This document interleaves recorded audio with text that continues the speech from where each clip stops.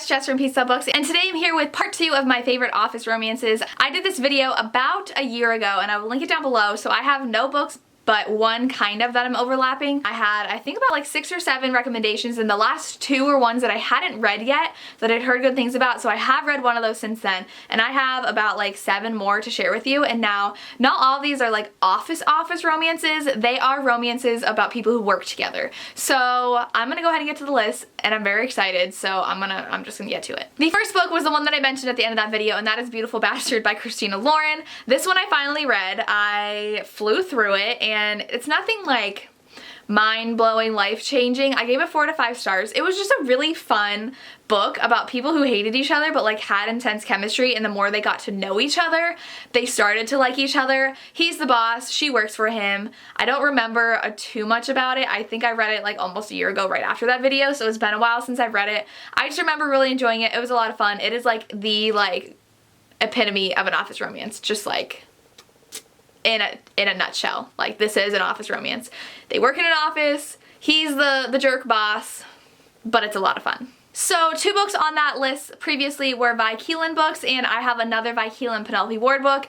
Vi Keelan writes like the best office romances, and I think that's what she enjoys writing the most because that's all she comes out with. But I have Hate Notes by Vi Keelan and Penelope Ward. This one recently came out. It came out within the past year, and this is about a woman who is in a thrift shop and tries on this gorgeous wedding dress, but like it's like a modern wedding dress, so it's not really a wedding dress, but you can use it as a wedding dress if that makes sense. And she finds this blue note tucked inside, and it's like a love note, and she's like, obviously something went wrong because this dress is now in a thrift shop. And she actually like tracks down the guys. It had his like office stamp on it, like it's like his stationery, and so she tracks him down and goes to an open house that he's working at, and then it's a horrible encounter, and she ends up getting hired to work for his office.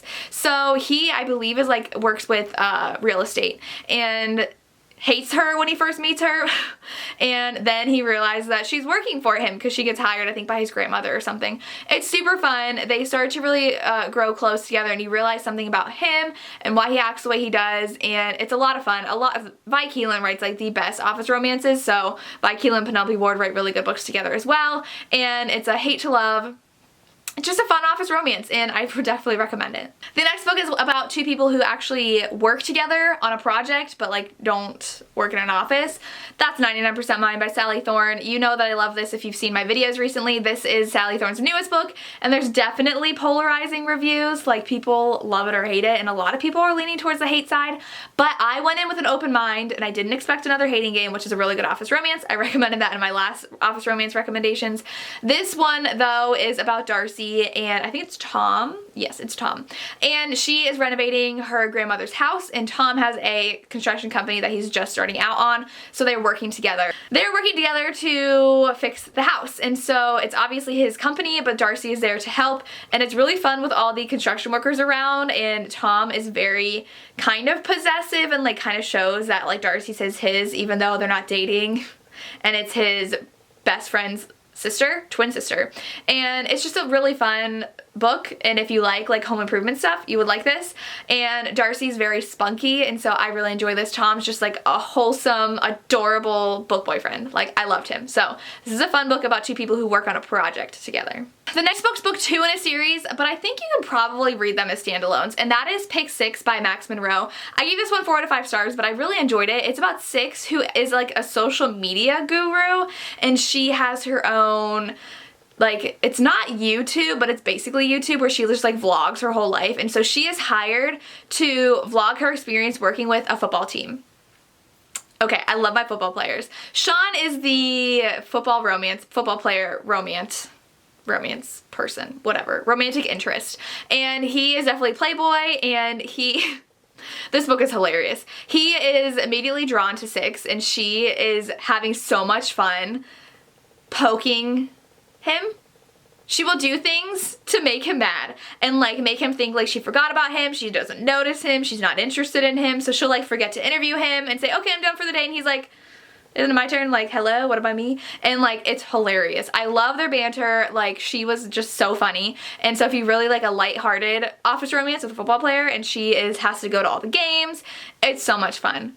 I enjoyed it. I gave it 4 out of 5 stars. The next one's an office romance that doesn't take place in an office, but they work together, and there's also a marriage of convenience in here, and it's really good, and it just got a new cover too. It's Work in Progress by Stacey Hart. She just redid all of her covers to be like the illustrated cover, and this one's about Amelia, who has a lot of anxiety and social anxiety, and so she doesn't like to be around people, but she's pushing herself. She's going to this book signing, and she's actually a really popular blogger and works for reviewing books, and she's at this signing for this guy's books that she has like known to destroy, and it's because she thinks he can't write a good like love interest or female character, and so she meets him and he immediately recognizes her and asks her to work with him on his next book. He's like, you need to catch the things you hate before I actually publish them. He's tired of people like praising him because he's a super popular author, and he's like, I need serious feedback, and so he hires her to edit his book. And so she goes over to his house, they read his book, he's writing. So if you are a book blogger, you're gonna freaking love this book. I gave it a 4 out of 5 stars. There's something near the end that's a trope that I'm not really a huge fan of, but it was super good, and they have to get married to save his image so that people will take him seriously as an author now, because they're used to him being a playboy and something had happened and he needs to fix his image and show that he's writing a book that he's actually proud of, that's gonna be good because she's helping him. And so it's super adorable. It's a lot of fun. If you like a writing book, you would love this book. Another book I have is another fun romance from Max Monroe, and that is Tapping the Billionaire. This is about a woman who works in the office of a billionaire, and she ends up going on a date with him, and she's like, well, this is weird, like I haven't really seen him in that way before. We haven't, but like they start to get to know each other. Obviously they're physically attracted to each other, but they get to know each other. I think he takes her to this like function because he needed a date, and she was there, and they immediately click. And the problem is that they've both been talking to someone on the dating app that they work at. Like he owns the dating app, and I think they're required through the company to like be on the dating app, and so they're both talking to someone else, and they're starting to fall for each other. So it's really cute. I give it 4 out of 5 stars. It's just like a really fun, fluffy office romance. They literally work together. He's a billionaire and he's her boss, and so it's really fun. The last Max Monroe book I have, this is all books in their different series, and this is Dr. OB. This is about a OB nurse working with an OB doctor, and if you know, it's OBGYN, the gynecologist who works with like lady stuff, and she does like desperate need of a job, and so she interviews with this place, and they are asking her these weird questions, and they immediately hire her when they think she's perfect. It's because the doctor is on a reality show about doctors, and they make him out to be the playboy of the century, and that's not at all who he is, but they like are hyping up that reputation and like showing what they want to get a reaction of the audience. And so they have had all these nurses trying to work there to date him, and there's hilarious scenes of patients like trying to date him. Hilarious, like laugh out loud hilarious.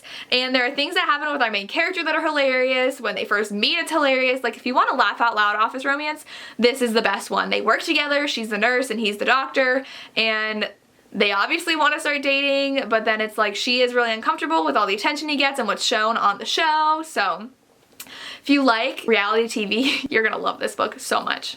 The next one I've talked about a lot, but I want to mention it again because it's one of my favorites, and that's Right Where I Want You by Jessica Hawkins. This is an office romance. It takes place in an office, and it's a men's magazine, so it's kind of like How to Lose a Guy in 10 Days, and I love it. Our main character Georgina is kind of like a PR fixer, and so the magazine has gotten a bad rep about the men and how like loose in their ways they are, so she is hired to come in and help change their image and gain readership for the magazine. And Sebastian is the creative director, and he's like, we're fine, we don't need anybody. They meet before their official meeting at the office and don't get along, so when they meet at the office they really butt heads, and so it's a hate to love romance. There's adorable dogs in here.